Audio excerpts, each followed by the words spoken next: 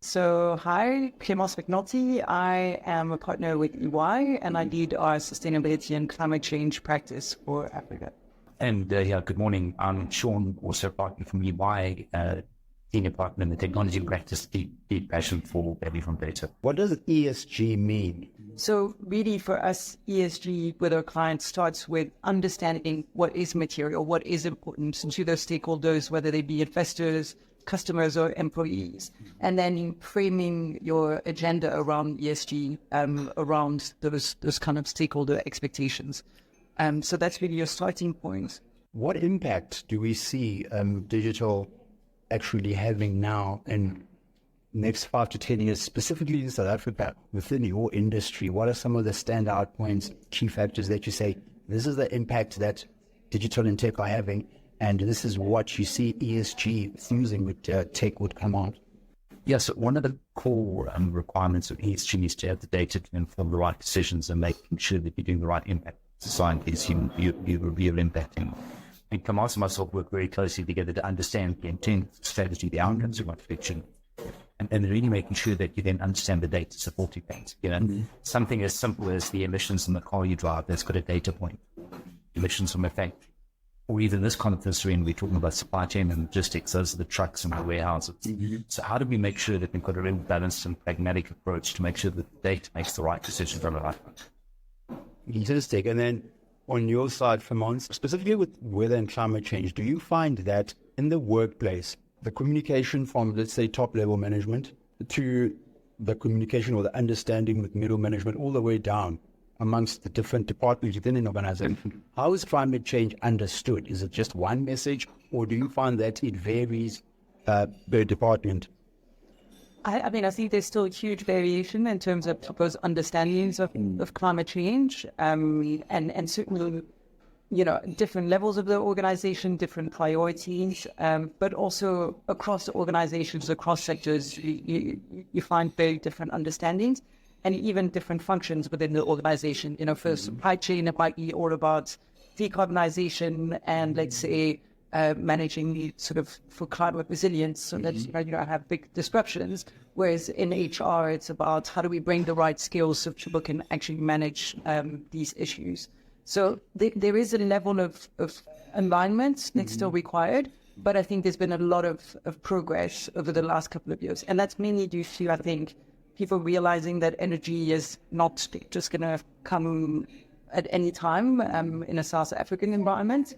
And then also starting to see the impacts of climate change, actually impacting business, with the floods or with some of the things the last couple of years. Just take it a step further to once. Often organizations get the whole ESG component, of which climate is one of them, as a tick the box in the senior management exercise. And I think really truly drive change is when you actually get the whole organization to worry about the drugs. And it's got to be down to the warehouse staff who cares about the wastage. So one of the biggest things is how do you drive that organizational change, the cost of that, in a way that truly drives kind of for a sustainable outcome. Yeah. What role do you see tech and digital playing, specifically when it comes to issues of climate change and ESG? The tech as a whole is a very power-heavy industry.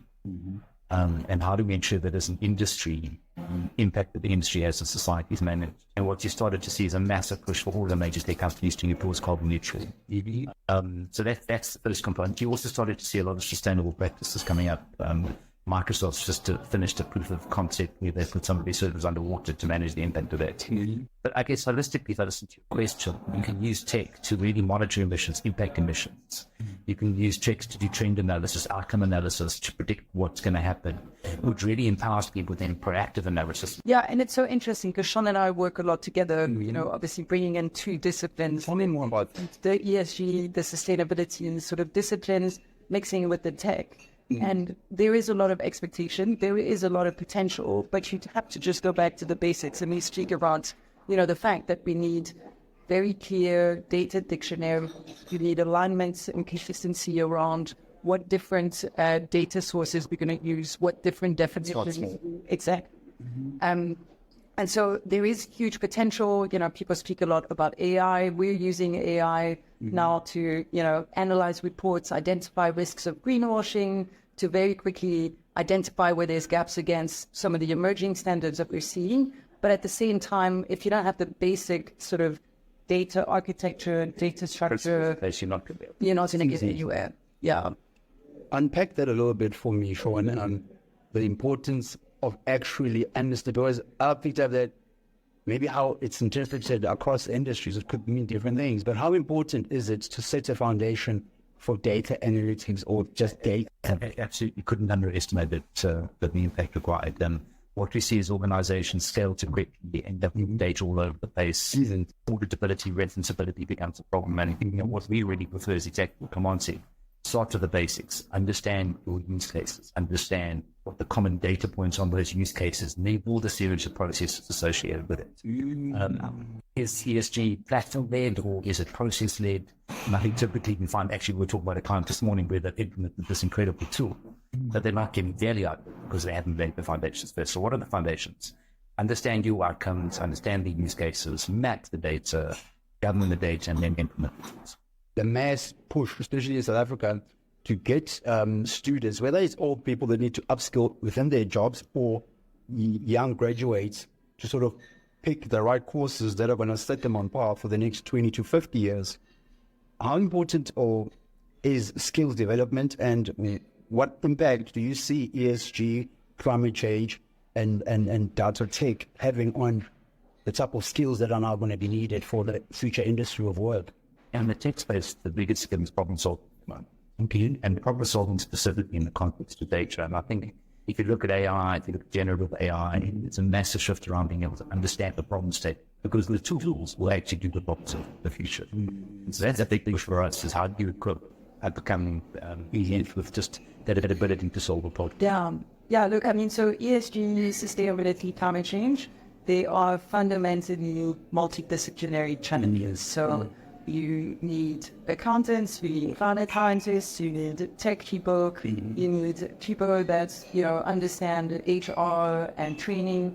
And we need to bring all of those skills together to find the solution. So the ability to have these individuals come together, but also to ensure that they've got the right skills so they can connect and work together, in my mind, is the biggest challenge that we have. And I think that's where organizations are finding, even across their marketing departments, their procurement departments, HR, sustainability and finance teams, they all still speak relatively different languages, and they need to start aligning to solve for these bigger issues. And so that's been one, I think, one of the biggest challenges, but one of the most exciting areas in terms of skills development.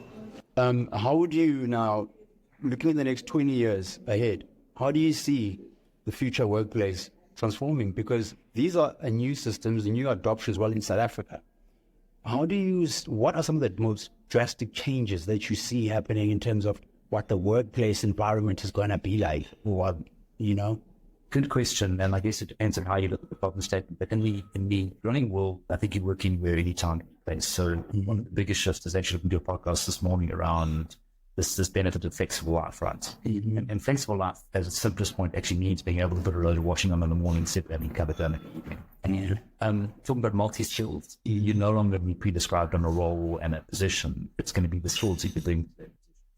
I guess my prediction is working anytime, anywhere, with a really multifaceted skills base. Yeah, I think, look, the new generations, and I feel old sometimes working with my team, and I don't think even that old, but, I have a completely different view of what work needs to be, which I think is a very healthy thing. And obviously ESG on a certain level is all about how do we change business, the private sector, to be a lot more sustainable, to contribute a lot more positively to society, to the environment. So I think my hope certainly is that some of the digitization that we're seeing, some of these shifts in terms of, people being a lot more flexible in terms of the skills, bringing that multidisciplinary will mean that it will just be a much more fulfilling place that has a lot more opportunities. I think the reality is it's probably going to feel a bit unstable for the next couple of years. There's a lot of talk about, these just transition processes that we need to go where, you know, people that are mining coal now need to reskill and go into new industries. There are significant opportunities, but there will be some pain along the way. So I think it's about how we manage those transitions in a very responsible way. And I think we must forget one of the key components of ESG is the impact on society to work. Tell me about that. And as organizations really need to think beyond the numbers and how do you contribute, how do you skill your staff, and how do you support societies in which you operate.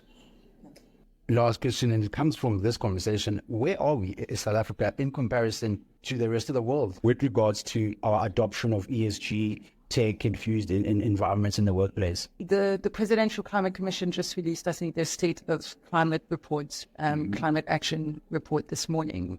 You know, and it notes South Africa is the 15th largest emitter of emissions in the world. So, you know, as a country, we contribute quite significantly.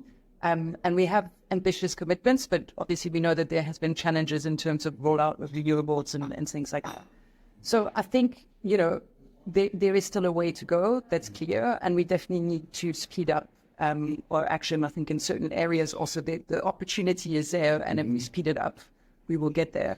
Having said that, I mean, I'm French, but I've been in South Africa for 15 years. Wow. I think we always underestimate the enthusiasm, the entrepreneurial spirit that there is in South Africa. What do you say? Well, you know, the thing is, in Europe and the US, lots of things are established, but people they don't go out and make a plan, and they just kind of expect that things will come their way.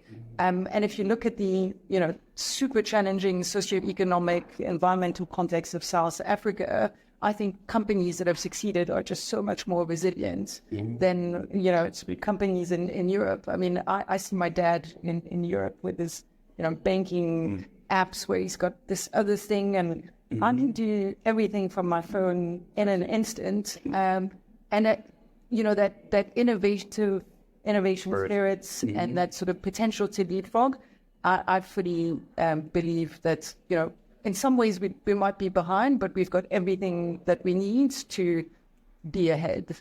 Sean, your last sentiment, just adding on to that.